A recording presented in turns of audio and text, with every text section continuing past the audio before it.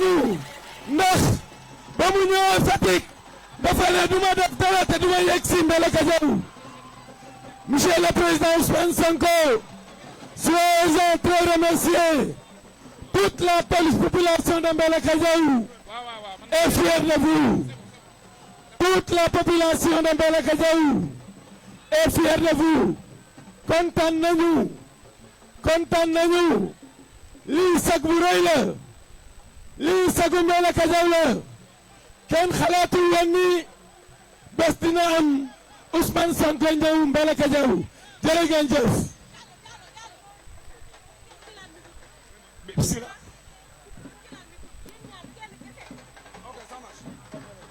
waaw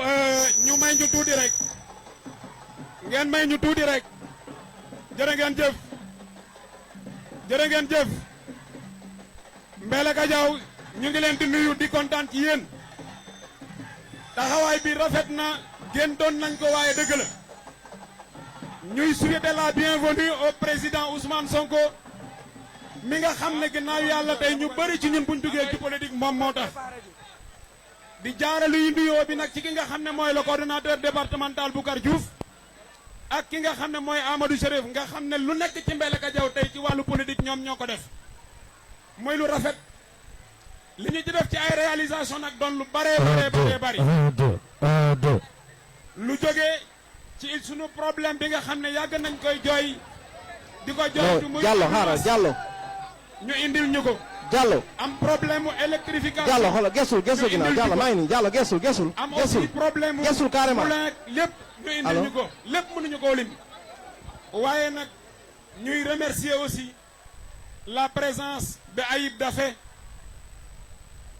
xame woo ñu waaye xame nañ la ndax gis nañ liggéey bi ngay def au niveau de l'Assemblée nationale merci beaucoup vraiment di remercier aussi Marie Rose dëgg-dëgg ci njàmbaarte bi nga xam ne wone na ko ñu bëggoon nag jublu rek ci liggéey bi ndax taxawaay amul te coupure yi dafa bari di ziar au passage aussi Kalidou Keita di ziar au passage aussi toute la sécurité yi nga xam ne ñoom ñoo jiital Ousmane Sonko tey da dar ko ñu bëggoon a dem rek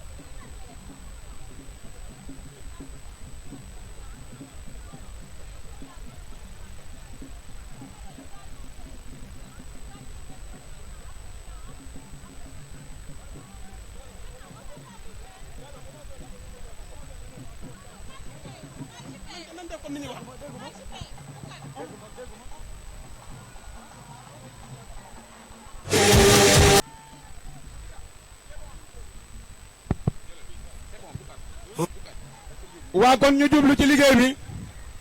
ndax ñi fi toog dañu yàkkamte dañu war a continuer seen yoon kon dañuy njëkk a jox kàddu gi le coordonnateur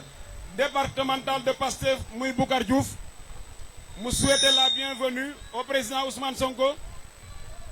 et à tout Pastef Mbellacka Diaw qui est ici ce soir. Boucar, vous avez la parole.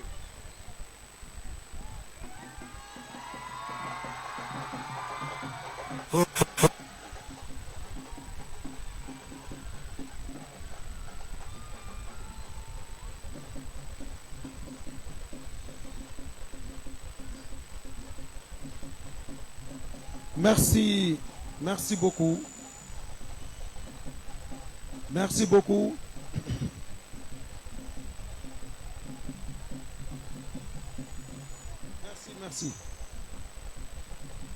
Merci. Merci.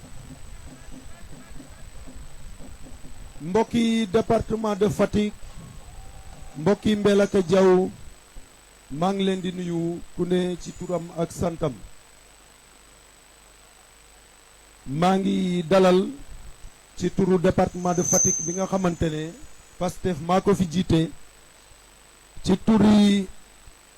17 coordinateurs de section communale yi muy la section communale de Pastef Palmarin dirigée par monsieur Sékou Ndour, la coordination de la section communale de Pastef Fimela dirigée par le docteur Lamine Diamé, de Diofior dirigé par le docteur Abdoulaye Djidjak Sarr, de Loul Sessène dirigé par Jean Lademba Faye, de Pastef Djilas dirigé par Jean Gonar Diouf, de Pastef Tataguine dirigé par Racine Dia, de Pastef Diouroup dirigé par Diaga Diouf, de Pastef Diarekh dirigé par Saliou Thiaw, de Pastef Ngayokhem dirigé par Mamadou Dieng, de Pastef Diakhao dirigé par El Hadj Seydou Cissé, de Pastef Patar Sine dirigé par Ibou Diouf, de Pastef Fatick commune dirigé par le doyen Cheikh Bitey, de Pastef Thiaré Ndialgui dirigé par l'ancien président du CNG Malick Ngom, de Pastef Ndiob dirigé par El Hadj Diouf, de Pastef Diakhao, je l'ai dit tout à l'heure, de Pastef Diaoulé dirigé par Pape Assane Ndour et de Pastef Mbellacka Diaw dirigé par Ibrahima Sène. Mbokk yi, président Ousmane Sonko, département de Fatick, Mbellacka Diaw de Pastef Niakhar, de Pastef Niakhar, de Pastef Niakhar, dirigé par Ama Saïd Ndiaye. Merci beaucoup. J'allais oublier Narona Faté, la 3e commune la plus densément peuplée du département de Fatick. Monsieur le Président, Pastef Fatick mu ngi lay dalal fii ci Mbellacka Diaw di lay remercier ci sa visite. Monsieur le Président, toutes les sections communales du département de Fatick sont restées fidèles à Pastef, sont derrière vous, et tout comme les autres sections communales, tout comme les autres coordinations départementales, nous sommes en train de nous débarrasser des mauvaises graines. Ceux qui nous quittent ne signifiaient absolument rien dans le département de Fatick, ne pesaient absolument rien du tout. On a beaucoup de respect pour eux, mais ils ne pesaient absolument rien du tout. Monsieur le Président, nous sommes derrière vous et à jamais derrière vous. Fogole Seereer maxey simna nuun joka nuun a njal a paax o fog Fatick, département de Fatick, o fog commune de Mbellacka Diaw. Comme ne laytanuma ndiiki in way ndalna monsieur le président Ousmane Sonko ne i mbi'it'una meen koy nen i ɓaatkano mbiit ino xu andna in ande seereer tigi i ndefu yo, i ngodkee o muk, i ngodkee muk, i ngodkee muk. Nu anda xile mais re'uma mi Boucar Diouf ke rabdin wooguma nene inuma maaga jegkatim sax xaajum ndaa koy ngor a jaranaxam o ten, refa Ousmane Sonko a jaranaxam o ten, ref Pastef a jaranaxam o ten. Amadou Chérif Diouf fene andoona yee ministre rew secrétaire d'État a jal mene calel mosu a ɓit bis Espagne ka xupna jeune xare mbetu fa leŋ a atiid meen o ambulance a wax men xas mium atit men matériel médical ciit men des fauteuils roulants ciit men lakas fo lakas matare ina jeg a solo nda koy gima Ousmane Sonko gim projet Pastef ten taxu ta fañin bo a tax ta fudnel Madame la ministre Marie-Rose Fatou Faye Khady Fatou Faye a rew ministre secrétaire d'État teno Fapou Marie Melangayo xem a tukar ta fañ faɓite Diomaye mene somi ngaw na Sénégal oxa ando naye ko xoye leyle garim nommé ong ministre o fañ mene soma jegu ke tax na ta jeg koy o ref ngor gima Pastef gima Ousmane Sonko o fait bare ina ye kam rok no xene bugen mane gonum bo nomtiduma mene la nun parti fa lakas nu mbara leye Boucar fene gime tik o gim tik taxum yok me refuma ñoxorel nanga sax ka sax yelan ka nu andam na Pastef to magam yokka Ousmane Sonko moom lañu gëm Pastef moom lañu gëm ci moom lañuy nekk lu ne nag nit ñi dinañ ko wax ci ñun mais suñu yoon nekku ci li ñu gëm lañu gëm nekk ci Pastef légal Pastef te 2029 ñu yóbbu président de la République du Sénégal parce que nag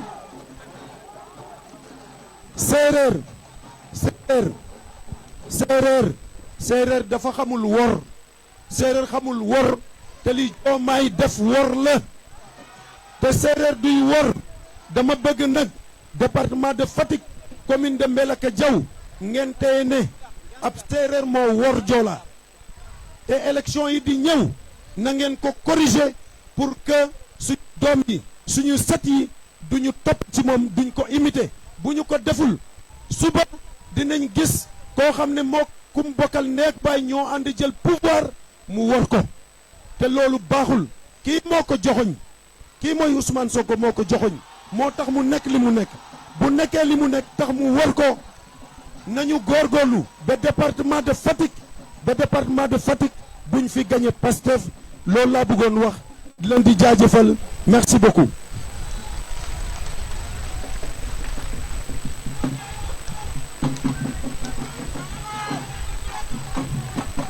waaw jërëjëf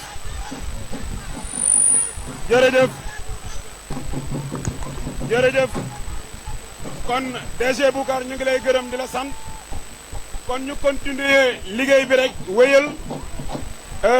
di woo madame Sina Gueye nga xam ne mooy la marraine du jour la directrice de l'ANPEJ marraine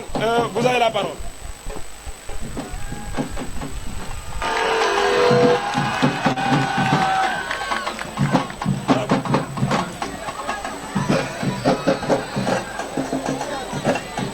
dama bëgg yéen ñëpp ngeen yëkkati loxo yi ci kaw. Sonko yaa bari doole. Sonko yaa bari doole. Sonko moo bari doole. Sonko moo bari doole. Sonko moo bari doole. asalaamualeykum mbokki Fatick. asalaamualeykum mbokk Mbelacadiao. maa ngi leen di nuyu kenn ku ci nekk ci turam ak santam may jiital ci nuyoo bi kii nga xamante ne moom mooy le président Ousmane Sonko du nuyu délégation bi mu àndal yépp waaye ngeen may ma beral cant ak ngërëm li nga xamante ne moom mooy coordination départementale bu Fatick ki ko jiitee di Boucar Diouf Salmakoor ma bëgg ngeen tàcc ko bu baax moom sama frère. Boucar Salmakoor Diouf dafa nekk ab jàmbaar. Boucar Salmakoor Diouf dafa nekk nit bu am engagement. Boucar Salmakoor Diouf dafa nekk gor. ñu ànd ci ngor ànd ci Pastef mu gëm Pastef ba mu jaral ko lépp. tey jataay bii buñ fi teewee jàpp naa ne ngoram ak engagement moom moo tax. waaye di sant coordination bu JPS bu Fatick di leen sant di leen gërëm ci seen taxawaay waaye di leen sant di leen gërëm ci choix bi nga xamante ne porté ngeen ko ci sama modeste personne mu nekk lu may kontaan lool ma kontaan ci doublement parce que tey dama ñëw ànd si ak le président Ousmane Sonko le guide de la révolution waaye le sauveur du Sénégal. dama bëgg mbokk Fatick ñun dañoo jug am conviction ci Pastef mu nekk lu ñu gëm ñu xeex si sonn si ba tey ñu accéder au pouvoir tey lu ñu jaayoon askan bi mooy taxaw tabax réew ci jub ak jubal waaye ci ngore waaye dañoo gis ne nag dañoo bañ ba ci biir leneen ak leneen xew ci waaye ñun kii lañ xam kii lañ gëm kii mooy jàmbaar gi muy le président Ousmane Sonko di wax ne taxawaay bu ñu amoon démb tey la waalo gën a aay incha allahu rabbi dinañ la gunge dinañ ànd ak yow incha allah ba yóbbu la au palais en 2029 incha allahu rabbi ma bëgg képp kuy patriote képp kuy sénégalais na jug takkaayu jàppale kii nga xamante ne mooy le président Ousmane Sonko ñun kaddu la ñu am ñun dañoo am gëm-gëm parce que adduna bi lépp gëm-gëm la ndax ñun gisuñ yàlla gisuñ yenent bi waaye conviction la ñu am ba tax ñuy xëy di julli kon conviction bi ñu amoon démb ak barki démb tey la waalo gën a aay may woo askanu Mbeela Kadiaw yépp di woo askanu Sénégal yépp nañu jug takku jàppale kii nga xamante ne mooy le président Ousmane Sonko Ousmane Sonko bu dee benn nit ngay dese man Sina Amadou Gaye lay nekk waaye gëm naa ne doo dese benn nit ndax ñi fi nekk ñëpp ay gor lañ ànd ak yow incha allah te dinañ la yóbbu au palais en 2029 merci beaucoup jërë ngeen jëf.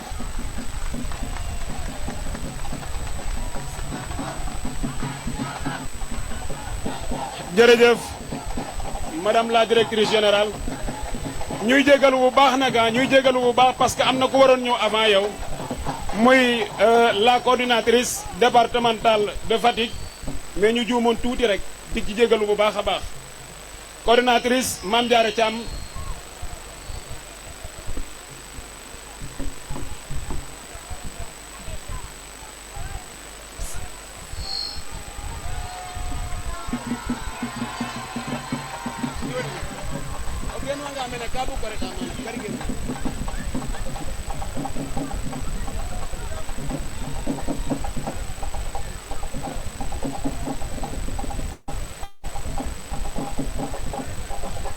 Honneur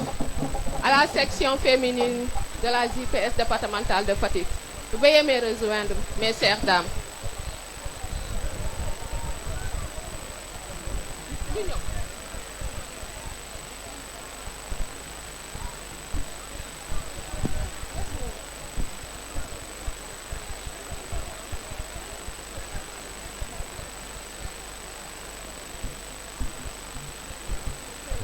ma ko xool sama yaram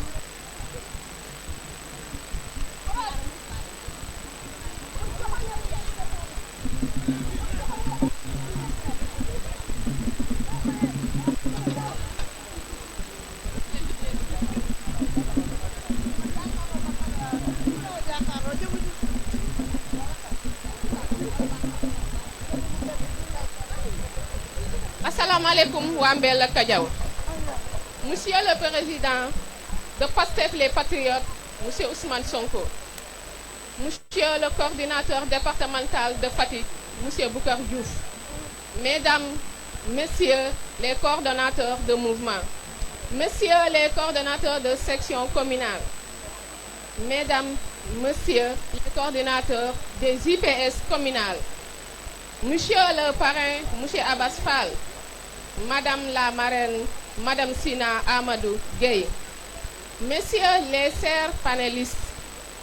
Mesdames, Messieurs, les valeureuses personnalités dont nous célébrons aujourd'hui la loyauté au projet,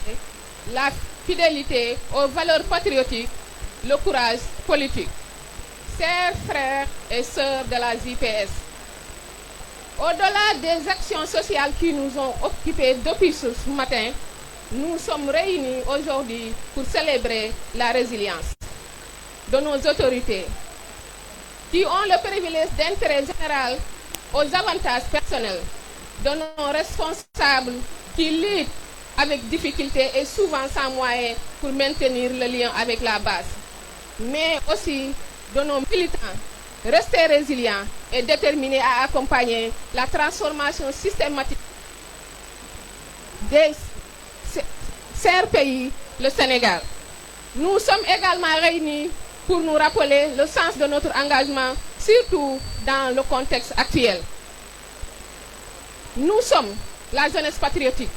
Et un patriote, ce n'est pas seulement celui qui proclame son amour pour la patrie. C'est aussi celui qui accepte la responsabilité et le sacrifice, qui fait preuve d'éthique et qui travaille avec loyauté aux côtés de ses frères et sœurs. Oui, la politique est un milieu rempli de tentations et de mirages, où les enjeux et les contextes évoluent constamment. Mais cela ne doit jamais être un prétexte pour vaciller dans nos principes ou renoncer à notre éthique.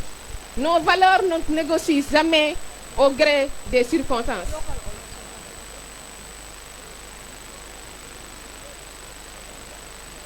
Nous, la jeunesse, avons un devoir d'exemplarité. Le changement que nous voulons commencer d'abord par nous-mêmes. Si nous voulons un Sénégal nouveau, nous devons nous ici s'atteler avec détermination. Refusons la division, refusons d'être manipulés par ceux qui ne poursuivent que leurs intérêts personnels. Le jour où nous acceptons l'individualisme sera le jour où nous perdrons le combat.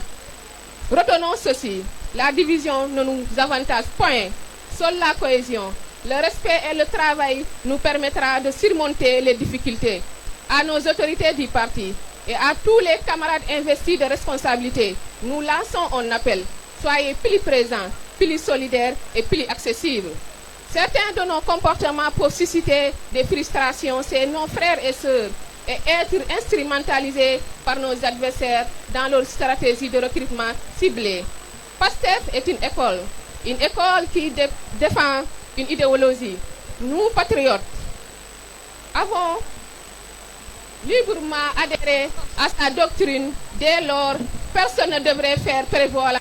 ses intérêts personnels sur ceux du parti et du peuple. C'est pourquoi nous sollicitons auprès de notre cher président du parti, M. Ousmane Sonko, de poursuivre le travail de sensibiliser les hauts responsables du parti afin que leurs attitudes soient toujours conformes aux textes et aux valeurs de notre formation politique. Chers jeunes, nous sommes le changement. Alors, battons-nous pour l'éthique, le travail et la fraternité. Vive la jeunesse patriotique, vive PASTEF, vive le Sénégal. Sonko, ba 2029, nous doxal jëm 2039, Inch'Allah. Je vous remercie.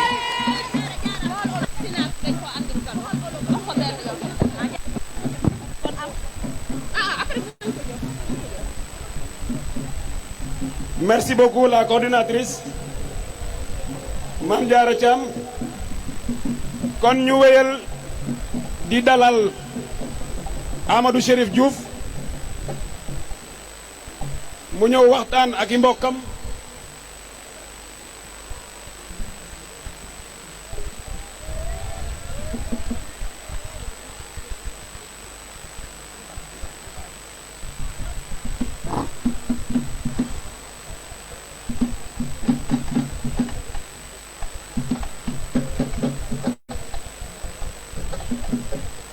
Fogole Mbella Kadiaw, Fogole Fatick, mi hesimna nun fop fu refna no gonum fo simangolum. Xaye koy kam kontaan ndax kam bugo laya nun an refu Amadou Chérif Diouf andame nun we nana gones Amadou Chérif koy obi ndaɗri yo, obi Thiaba yo, obi Ndofeno, obi Gandiaye yo, obi Osinik. Amadou Chérif o refu ya jangma mene Sénégal bo pare université kam ret Djilasa sate fa na layel Angleterre fi maga a xit xa betax inor maga ret Canada nda fogole Mbella kam bug nu ande kem miña miñ Djilasa yi fees fop na nuna musu ref o daad leng som mus mo jeg ten ref dakwid jala na nuun supit coono fen defit na no teranga inshallah kene i commencé a atida teranga mene nun fop no anda no no anda e kay njeg kenar mene kene taxu koy kam commencer ka laya o paal ndax président a an kem laya. Monsieur le Président Sonko et tous nos invités, dama doon wax ak samay mbokk ma leen di fàttali man maay kan fan laa juddoo kan mooy sama maam lan moo tax je tiens autant à Mbelaka Diaw. di leen wax ni j'ai voyagé bi may xale fii laa doon ñëw di seet si sama maam. J'ai vu les problèmes de Mbelaka Diaw, j'ai vu le problème de Fatick, j'ai vu les problèmes du Sénégal. Et mon rêve a toujours été de grandir, de travailler et de venir changer la vie de mes compatriotes de Mbelaka Diaw. Mais yéen ñëpp xam ngeen ni xaaruñu dugg politique pour essayer des choses. Nous avons essayé plein de choses te yéen ñi ñëpp xam ngeen ko. Moo tax je m'en vais vous faire un petit bilan qui date de 2002 billahi yàlla ma tax di wax. Moi je venais voir ma grand-mère ici, elle est décédée en 1989. Sama papa tegu ci en 1991 te sama papa benn la woon ci yaayam. Loolu terewul saa yu ma ñëwee Sénégal tabaski musuma fekk ma tabaskee feneen fu dul fii nii ci biir seeni biir. Depuis ñu mën dara lépp lu ñu am indi nañ ko fii dem leen laaj waa Ndayri man accès à l'eau laa njëkkee. On a pu faire, grâce à nos propres moyens, au moins 10 puits dans 10 différents villages ici à Mbelaka Diaw. Pour la bonne histoire, démb fan yi dama demoon benn village bu ñu tudd Pouxam ma dem gars yi ne ma danga fi am teen bi gën a populaire biir Pouxam mooy teen bi ñu mayoon. Teen bi moo gën a neex te devinez comment xam nga naka lañ tuddee teen bi. teenu Ousmane Sonko. N'importe quel jeune de Pouxam xale bu ndaw boo ko laajee lan mooy teenu Ousmane Sonko mu yóbbu la ba foofu te nee nañu nag teen boobu moo gën a neex ci teen yi fa nekk yëpp donc voilà. bi ñu jógee ci loolu on a beaucoup travaillé dans l'accès à l'éducation les 10, 15 voire les 20 dernières années. On a organisé des cérémonies de remise de prix dans mon village qui s'appelle Ndayri 3 kilomètres la fii de Mbelaka Diaw. Les enfants dañ doon bàyyi école parce que mucc ñu dem di ñëw. Il y a quelques années de cela, avec certains grands frères, nous avons initié le CM de Ndayri. Et de ma propre poche, avec l'aide de certains, on a construit les 3 premières salles de classe. Avec notre accès au gouvernement, j'ai appuyé. Actuellement, on a 2 autres salles de classe. Ça veut dire le CM de Ndayri, léegi am na première, am na 6e, ba 3e. Et actuellement, nous travaillons pour am seconde, première, terminale, Inch'Allah.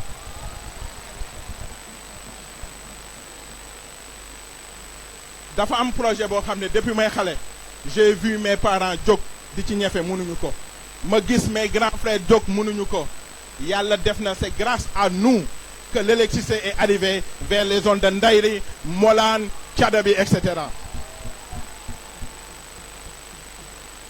Il y a un problème boo xam ne depuis may xale yéen a ngi fàttaliku temps yi wax monsieur Forage madame Moulin jusqu'à présent. Actuellement, ici à Mbelaka Diaw, il y a des coins où les familles ils ont des difficultés pour amouler à 1000. Nous l'année dernière, on a amené ici 4 moulins à 1000, yobouko ci 4 différents villages ici à Mbelaka Diaw. Avec mon frère Bouka Diouf, Bouka c'est mon jeune frère. Avec lui, on travaille en étroite collaboration. Ici, il a amené du matériel médical à coût de millions et millions, ce qui nous a permis d'équiper les 2 postes de santé dans la commune de Mbelaka Diaw. L'ambulance de Mbelaka Diaw, les 3, excusez-moi. L'ambulance de Mbelaka Diaw, mungi panne 5 ans durant ken muni ci dara, malgré le fait que Mbelaka Diaw c'est dans le département de Fatick. Vous imaginez, vous avez un président de la République, bo xamné fi la jóge département de Fatick. Ambulance mënu len ko indil. Lorsqu'on est arrivé au pouvoir, j'avais promis aux habitants de Mbelaka Diaw ambulance dina yexi. Yeen ñep gis ngeen ambulance tout terrain bi nga xamné indi nañ ko fi Mbelaka Diaw. Tout cela pour vous dire que bi ñuy commencer bobu dugguñu politique parce que notre rêve a toujours été de venir et de changer vos vies. Waye lolu ñuy def yépp neexoon na tey ñu toog continuer ne dinañu liggéey ñu indil leen continuer di leen indil leneen en tant que membre du gouvernement mais bu ñu ko defoo xam naa yéen sax di ngeen ñu mere parce que da ngeen ñu jàmbal fula ngor ak jom moo tax jamais au jamais on ne rentrera dans un gouvernement dans certaines conditions avec cet homme Ousmane Sonko moom la ñu commencé te moom la ñuy eggalee jusqu'à faire de lui le président de la République du Sénégal. Ce que nous voulons, ce que les gens doivent savoir, ñun suñu objectif c'est pas d'être au pouvoir wala jël ay ministère. Notre objectif c'est de changer structurellement ce pays te xam nañ ni ginnaaw xam nañ ni benn nit lañ ci am yaakaar c'est le gars qui est assis ici il s'appelle le président Ousmane Sonko. C'est pourquoi on est avec lui aujourd'hui, on sera avec lui demain et Inch'Allah ensemble nous célébrerons des victoires yoo xam ne ak yéen lañ koy partager Inch'Allah. Donc di leen gërëm yéen ñëpp di leen sant di leen wax wasalaam jërëjëf thank you.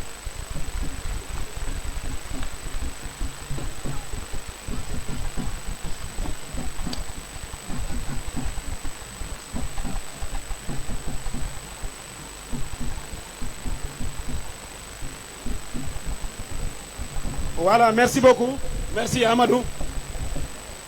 kon nag ngeen xam ne bés bi JPS woote li ci jiitu woon moo doonoon ni dafa am ñoo xam ne dañ leen nag bëgg a sargal mu di monsieur Amadou Chérif Diouf di le directeur Boucar Diouf di Marie Rose mii toog ak tamit le doyen Mbaye Sène sargal bi nag ki koy def mooy le coordonnateur communal de Mbellacka Diaw mooy monsieur Ibrahima Sène ñu koy woo mu ñëw jël micro bi s'il vous plaît.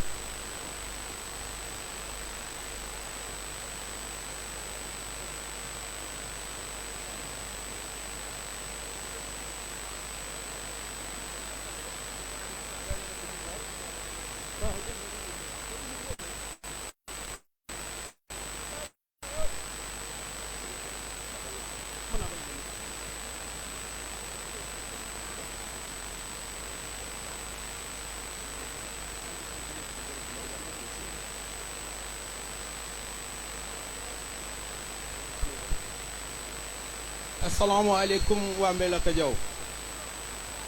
Assalamu alaikum coordination communale de Mbellacka Diaw. Assalamu alaikum l'ensemble des coordinateurs communaux du département de Fatick à qui je réserve un accueil chaleureux. Bienvenue à Mbellacka Diaw, monsieur le président du parti PASTEF, monsieur Ousmane Sonko. Oh, le discours ne sera pas long puisque nous aurons un sargal. Un sargal dont l'objectif est de rendre hommage à nos vaillants fils qui, à la place de la dignité, ont préféré le pouvoir. À savoir Boucar Diouf Salmakor, l'ex-directeur général. À la place du pouvoir, ils ont préféré la dignité. À savoir mon ex-directeur général de l'action sociale, Boucar Diouf Salmakor, Madame Marie-Rose, qui était ex-ministre, à Monsieur Mbaye Sène, ex-PCA de la SOMISEN.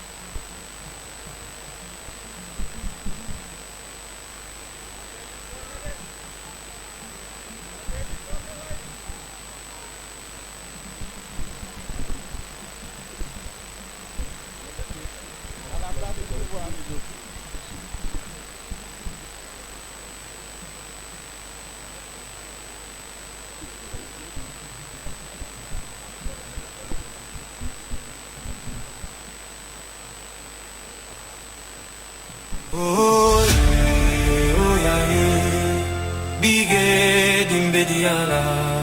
Kaza fonin kule tole pareta Sénégal Sonko binala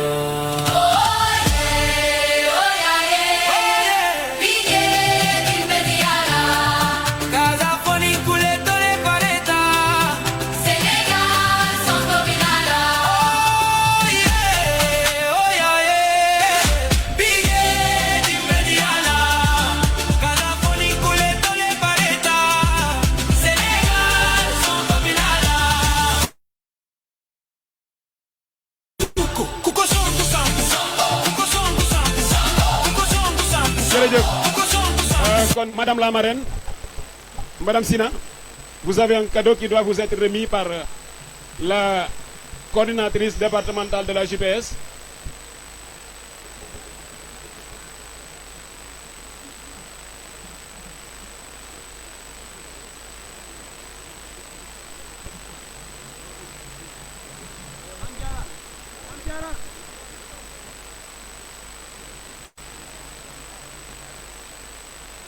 Madame la directrice, ñuy xaar rek la coordinatrice départementale de la JPS mu ñëw jox ko sargalam.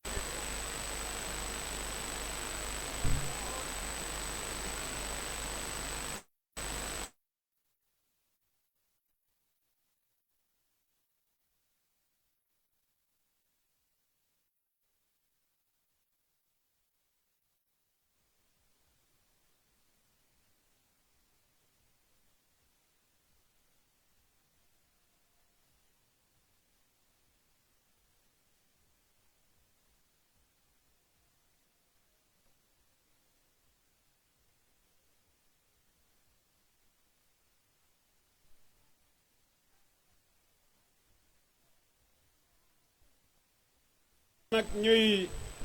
woo kilifa gi di ko jox kàddu gi mu waxtaan ak yéen Amadou Chérif mi dafa bëggoon a am ñoo xam ne dina leen remercier ku mel ni Yacine bu Pastef nga xam ne ñëw na ak délégation bu mag DG Sémou Diouf Soxna Gueye Wakam Fam Mbaye Mbacké ak honorable Samba Diouf kon Chérif mi ngi leen di gërëm bu baax bu ko defee nag mu am benn cadeau boo xam ne dañ koo bëggoon offrir président Ousmane Sonko. Oui. Merci beaucoup MC.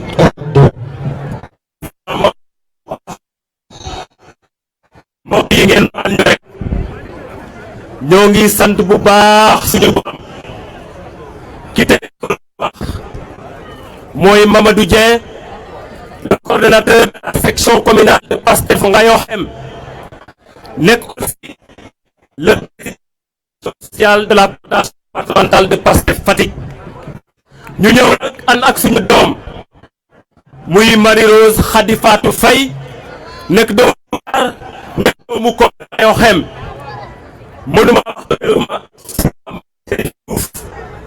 mënuma wax te gërëma suñu coordinateur départemental Boucar Diouf Salmakor li may wax ni nekkatul ci ndombu tànk boobu ma am waaye kii di suñu njiit dafa fu mel ñu ànd ak moom booba ba léegi tey kolere bi mu ak suñu doom yi nga xam ne ñooy doomu Siin duñ la mosa woon ginnaaw foo nekk fa lañuy foo tëdd fa lañuy tëdd foo fanaan fa lañuy fanaan muy taw bi xiin te dinañ célébrer ay victoire ni ko am li fi nekk ay caaxaan la to xam nañ ko taw ñun la section communale de Ngayoxem ñoo la ko gërëme di la ko santé on fay xam ñu ñen ñu dul ñoom muy notable boo xam ne c'est un professeur d'art moo ko def parce que dana bëgg dox nag loolu def xet na muy taw Matar Dione moo ko defar le professeur Matar Dione à vous monsieur son excellence le président Ousmane Sonko merci beaucoup sant nañ leen gërëm nañ leen li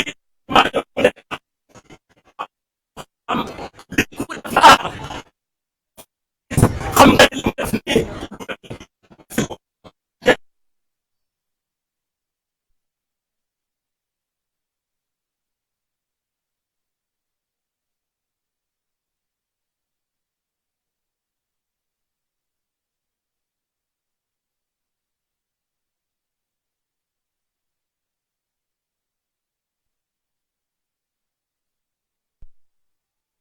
alors comme ñu doon wax ne rek la présidence de Pastef Gambie waaye nag ñuy annoncé kon le président Ousmane Sonko. Président Ousmane Sonko. ñuy annoncé la présence de Ousmane Sonko di ko ñaan mu waxtaan ak askan wi.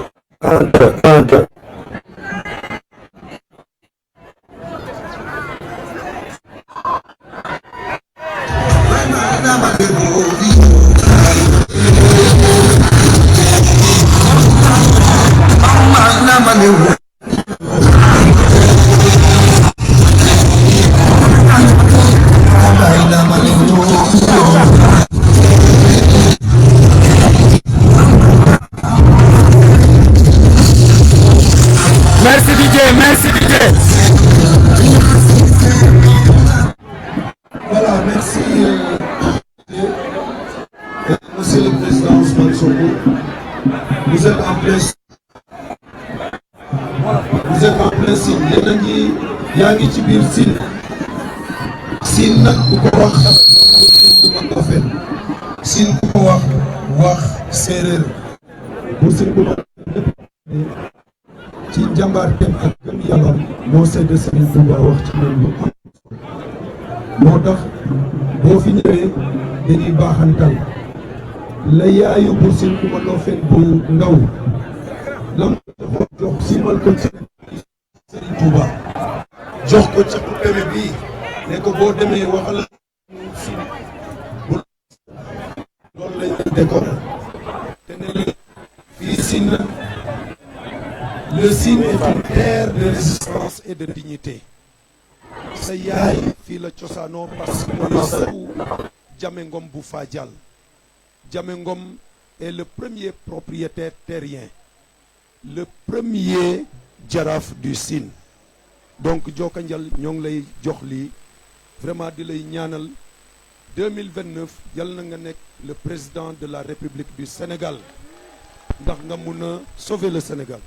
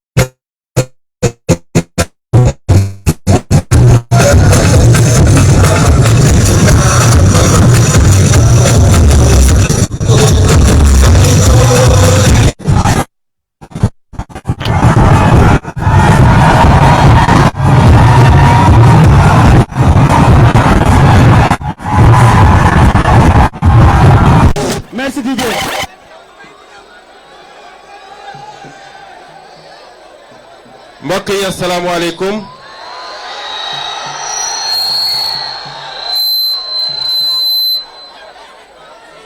o fogole séeréer o fogole Fatick o fogole Mbelakadiaw mais simna nun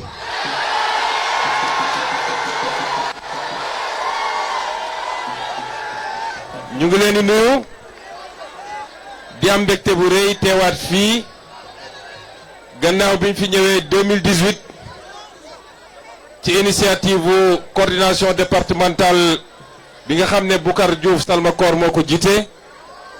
waaye seen doom seen soppe Chérif Amadou Diouf jëloon initiative bi 2018 balaa élection présidentielle 2019 ba ñu ñëwoon fii ci place bi ngeen dalaloon ñun nii ngeen ñu dalalee tey kon presque 8 ans plus tard bu ñu fi dellusee dañ fiy ñëw ak xol bu sedd guy xam ni suñu kër la ñu ñëw suñu dëkk la ñu ñëw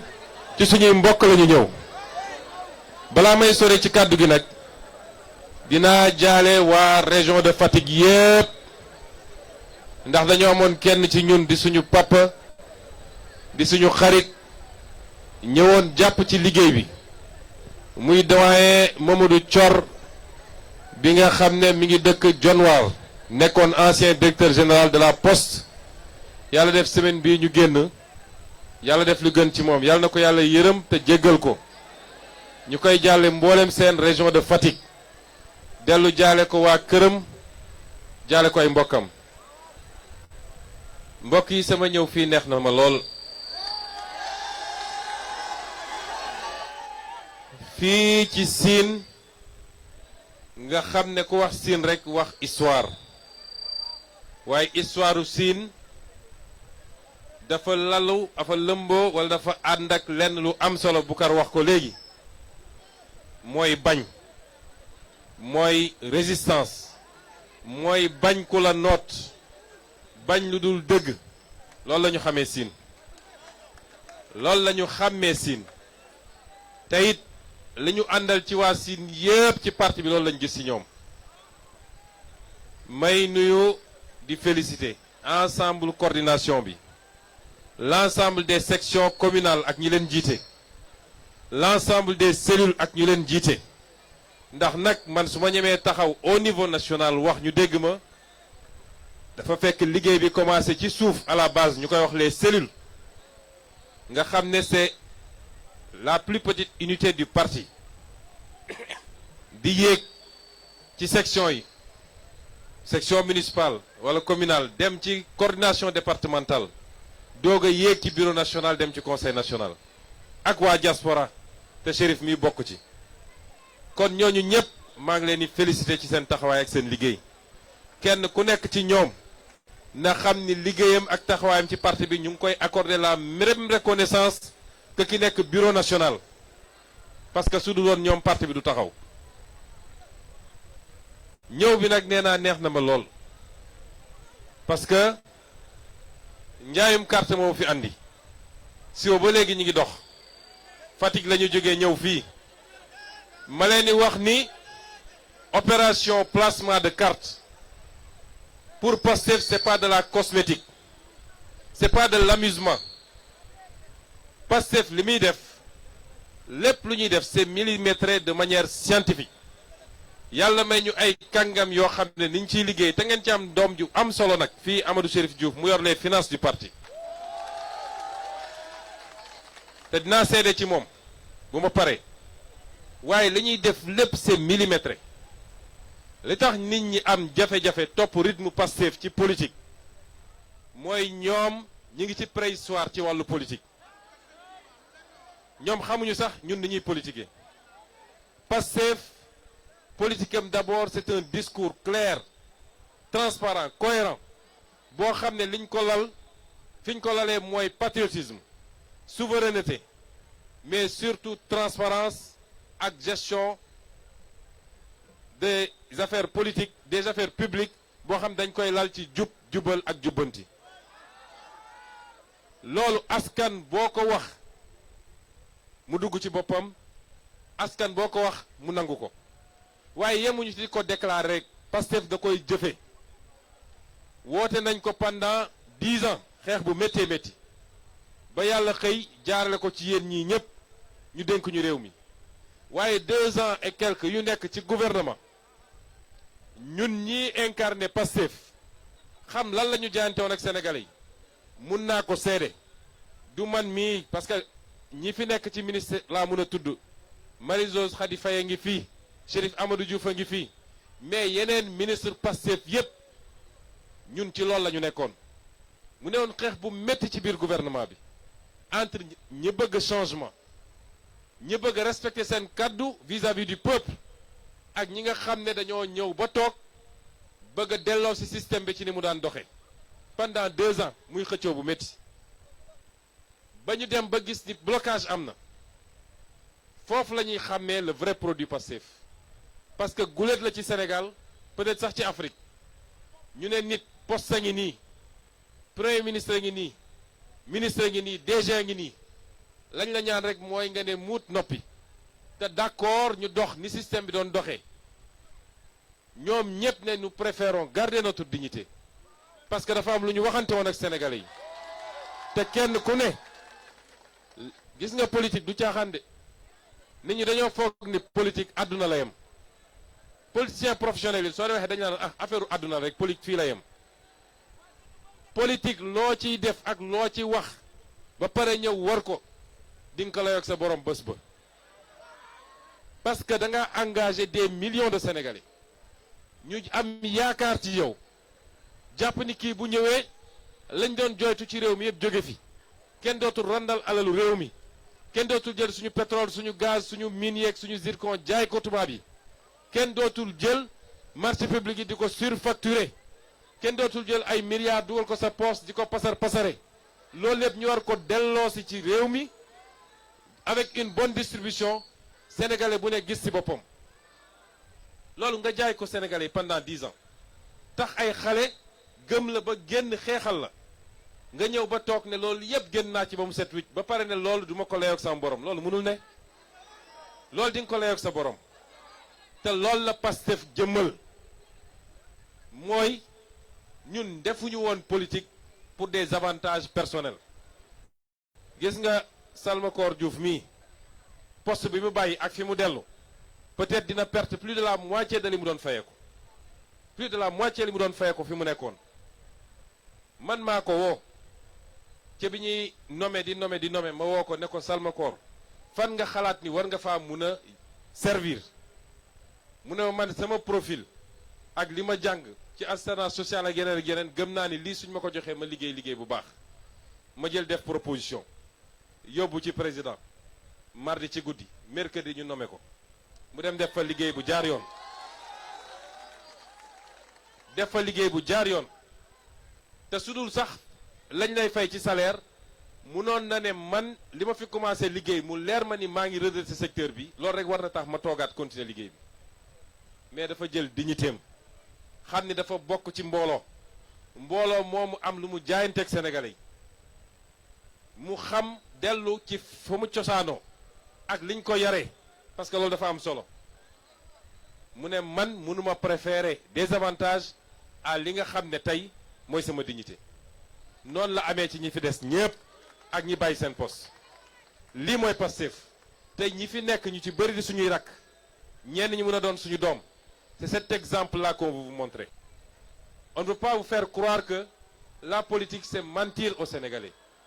on ne veut pas vous faire croire que la politique mooy soo bëggee lu ne mën nga ko dige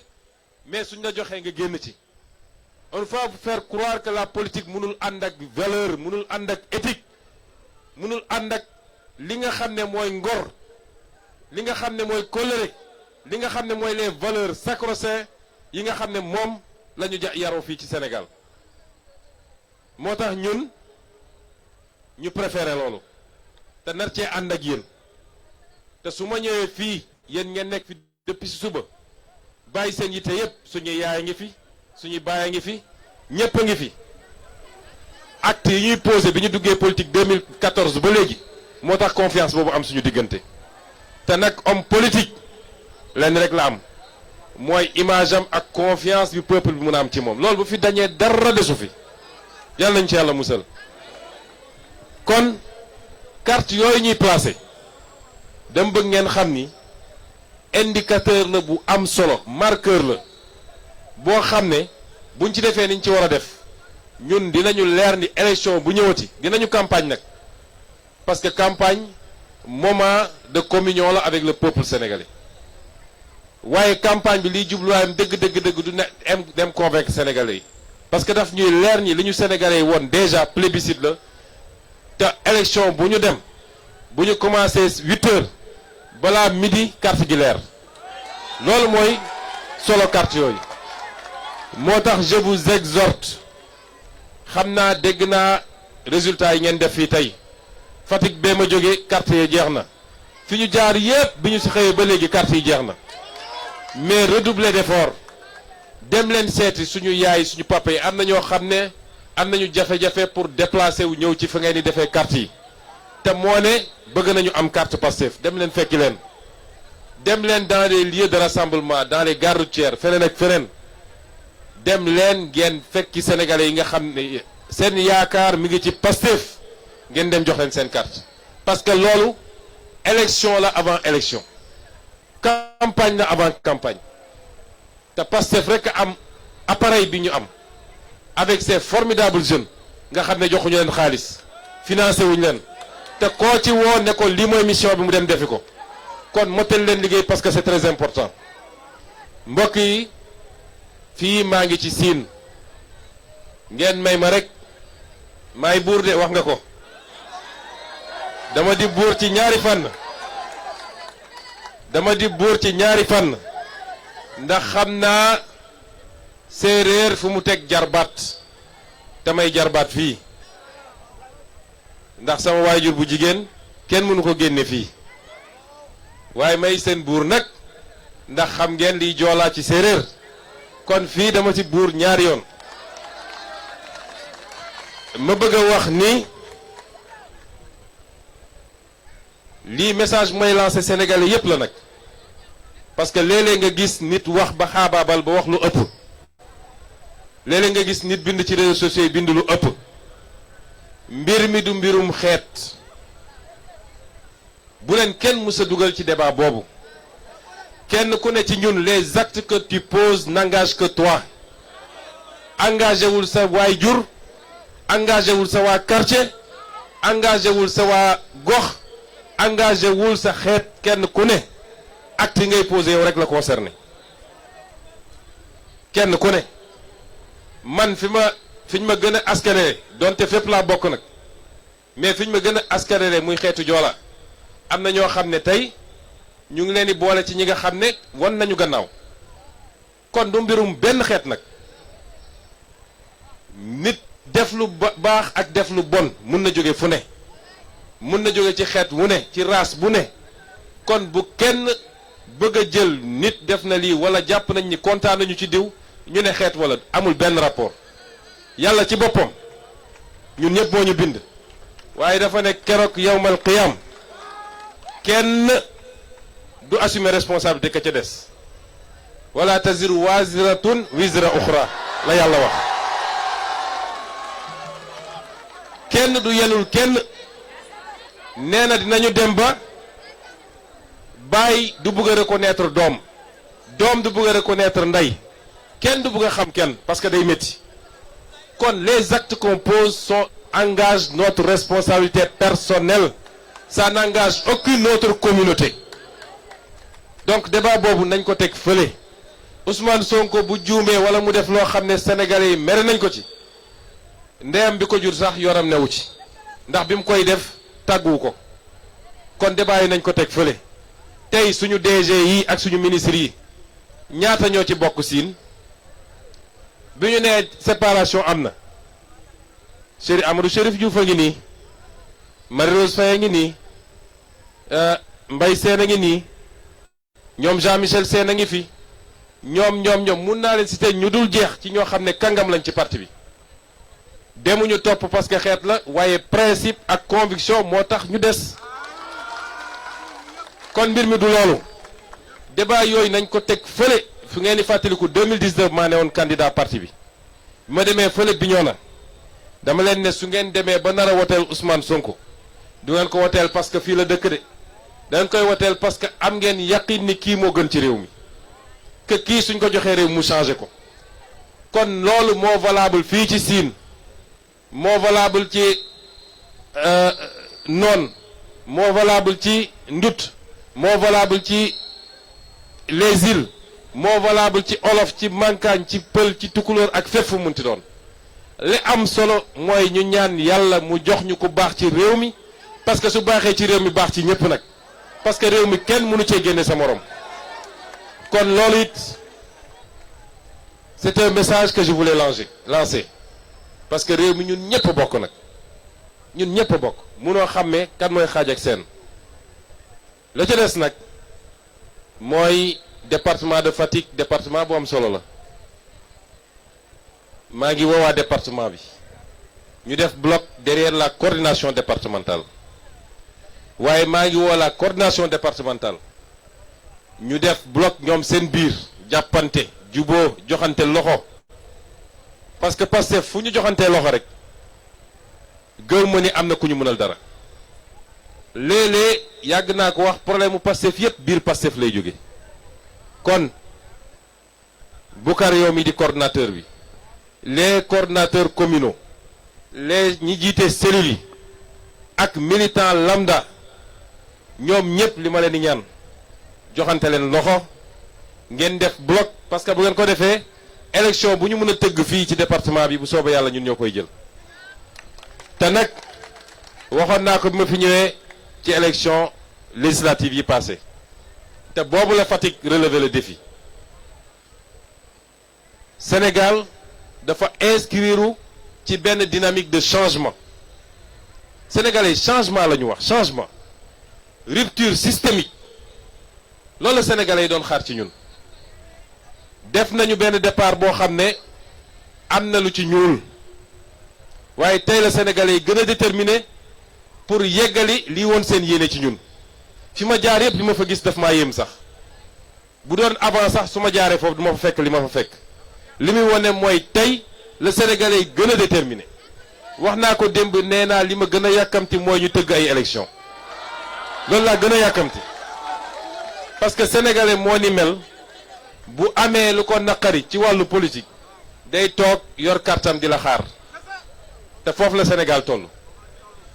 à l'heure nag du choix le défi que je lance à chaque département à chaque région département bu ne région bu ne commune bu ne village bu ne war nga fexe ba ne li soppi réew mi définitivement man dama cee nekkoon ndaare loolu ku nekk war nga koo moytu moo tax la région de Fatick le département de Fatick bi ma nekk war na góorgóorlu ba performance bi mu def ci élection yi passé mu def performance bu ko raw fuuf te loolu c'est le défi que je vous lance en tant que coordination lépp nag ngeen teg ko ci tey ak dal ma baamuwaat ko parce que dafa am ñoo xam ne leer na leen ni kenn mënul sëgg bërek Pastef yaakaar ci victoire amul la ca des nag mooy nu ñuy def ba provoquer Pastef mu am Pastef nu mu réagiré ñu andi coow comme yi fi amoon profité ci ne tas nañu parti ba jàpp nañ diw ak diw ak diw loolu rek mooy seen stratégie te su jógee nag ci ñoo xam ne démb ak barki démb ñoo àndoon dafa gën a garawati mais nag ñun ñoo mag loolu wax naa leen ko Pastef fi mu toll nii ci expérience politique ci sagesse ci compréhension des enjeux fii Sénégal amul kuñ ko mën a nattale moo tax mun ngeen leen bàyyi ñu nekk ci télé yi di wax nekk ci rajo yi chaque jour ñu xëy wax ju bon ju ne ñu wax ko wax ju ñaaw ju ne ñu wax ko di def ay provocation naan ñi ngi lijjanti ay dossier di xool ndax DG Boucar Diouf am na lu ñu mën a génne ci moom di xool ndax Jean-Michel Sène keroog dañoo jóg conservation foncière yi nekk Ndakaaru yépp ak waa service impôts et domaines yi ak notaire yi fa nekk yépp ñu yónnee leen ne leen génneel leen ma lan la fa Jean-Michel Sène am ci ndax am na fa ay titre foncier ki ay këyit ak ay kër yu demee noonu méthode yooyu nga xam ne moom la ñi fi nekkoon doon def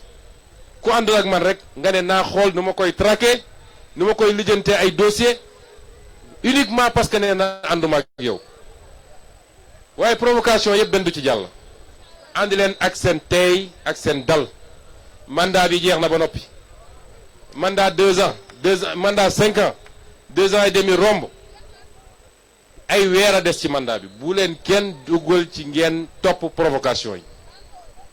nañu jublu ci l'essentiel jaay leen carte yi massifier leen parti bi yaatu leen ku bëgg a ñëw ubbil leen ko parce que li woon suñu mbébét mooy 17 millions de Sénégalais yëpp ne Pastef laa bokk su munoon nekk kon yaatal leen parti bi lépp nag ngeen ànd ceeg tey ak dal pour la victoire d'abord pour toute élection en 2027 parce que nag ñi ngi fexe nu ñuy def ba pousse élection xam ne waruñu koo pousse muy élection locale ña ngay ruumandaat ndax dañu war a tas assemblée waaye bu ñu tasee assemblée man li ma gëm ak li ma xam ci Sénégalais yi bu dee 130 députés lañ joxoon Pastef en 2024 nañ ñu jox 145 députés Sénégalais yi ñooy régler seen bopp problème boobu kon yéen nekk leen ci dynamique boobu élection bu ñëw ñu am ci victoire éclatante février 2029 incha allah heure bi dina fekk ñun ñëpp ñu xam ni nag suñu révolution léegi yegsi na avec les hommes qu'il faut les femmes qu'il faut à la place qu'il faut de la présidence de la République à la plus petite mairie du Sénégal kon loolu mooy ndigal yi ñu ngi leen di gërëm di leen sant kontaan nañu lool di joxe rendez-vous beneen yoon incha allah asalaamaaleykum